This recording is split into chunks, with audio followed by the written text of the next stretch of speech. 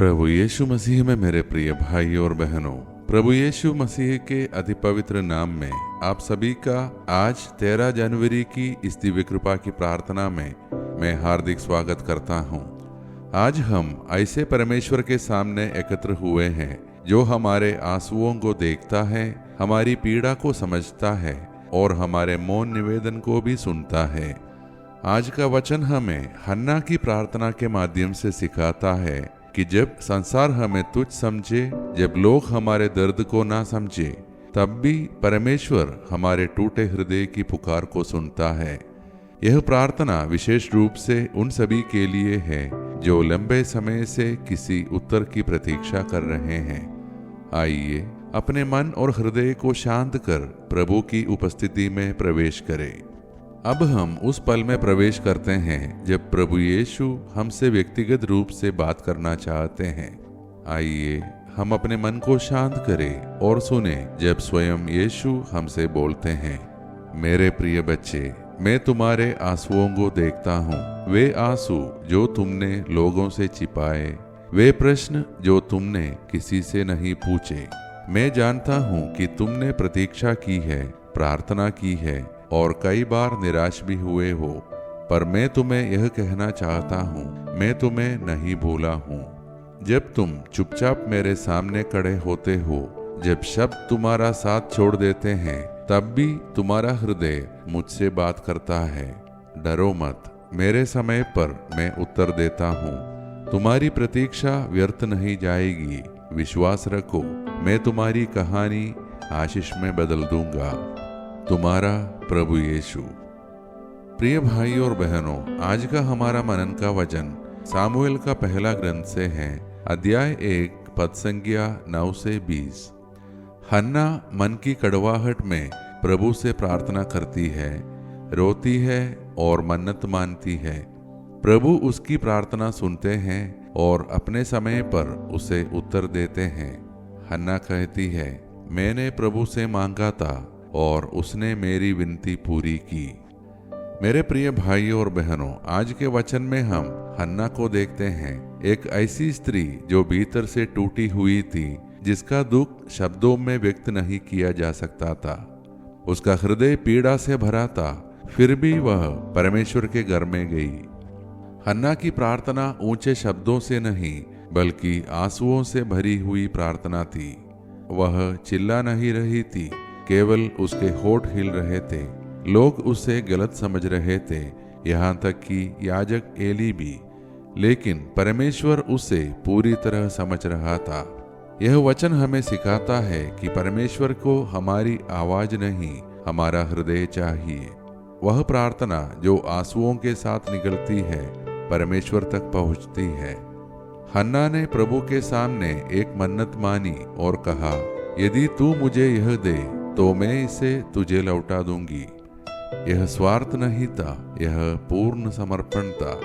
और जैसे ही उसने प्रार्थना की, वचन कहता है, उसका मुख फिर उदास न रहा। उत्तर मिलने से पहले ही उसका हृदय शांत हो गया, क्योंकि उसने अपना बोझ प्रभु को सौंप दिया था।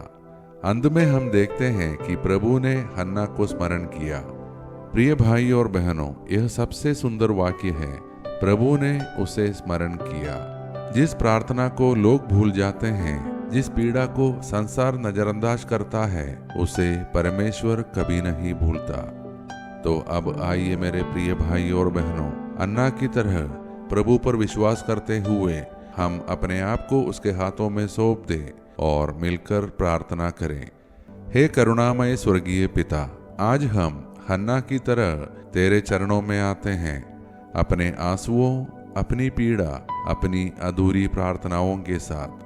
प्रभु, हम में से कई लोग वर्षों से प्रतीक्षा कर रहे हैं, कोई संतान के लिए, कोई विवाह के लिए, कोई नौकरी के लिए, कोई चंगाई के लिए, कोई परिवार में शांति के लिए।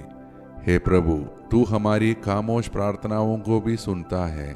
आज हम अपने टूटे हुए हृदय तेरे सामने रखते हैं। जैसे तूने हन्ना की पीड़ा को देखा, वैसे ही आज इन सभी लोगों की पीड़ा को देख। जैसे तूने उसे स्मरण किया, वैसे ही आज हमें भी स्मरण कर। प्रभु, जो लोग निराशा में हैं उन्हें आशा दे। जो लोग अपमान सह रहे हैं उन्हें सम्मान दे। जो लोग रोते रोते थक गए हैं उन्हें विश्राम दे। हम विशेष रूप से प्रार्थना करते हैं हमारे परिवारों के लिए कि हर घर प्रेम, शांति और समझ से भर जाए। दंपतियों के लिए जो संतान की प्रतीक्षा में हैं कि तू उनकी प्रार्थनाएं पूर्ण कर। बीमारों के लिए कि तेरी चंगाई की शक्ति उन्हें स्पर्श करे। बेरोजगारों के लिए कि उनके लिए नए द्वार खुले। हमारे बच्चों के लिए विशेषकर जो घर से दूर है कि तेरे स्वर्गदूत उनकी रक्षा करें। हे प्रभु, हमारे जीवन से हर निराशा, हर तुलना, हर तिरस्कार को दूर कर हमें दूसरों की बातों से नहीं तेरे वचन से जीना सिखा। हम अपने देश और विश्व के शासकों, अधिकारियों और नेताओं को तेरे हाथों में सौंपते हैं। उन्हें न्याय, करुणा और विवेक प्रदान कर ताकि वे सबके हित के लिए काम करें और हमारे देश में शांति और धार्मिक सद्भाव बना रहे। हम सभी को हर पाप, हर दुर्घटना, हर अचानक और अस्वाभाविक मृत्यु से सुरक्षित रख। ये सारे प्रार्थनाएं और हमारे मन के अन्य प्रार्थनाएं हम समर्पित करते हैं हमारे प्रभु यीशु मसीह के नाम पर। आमीन।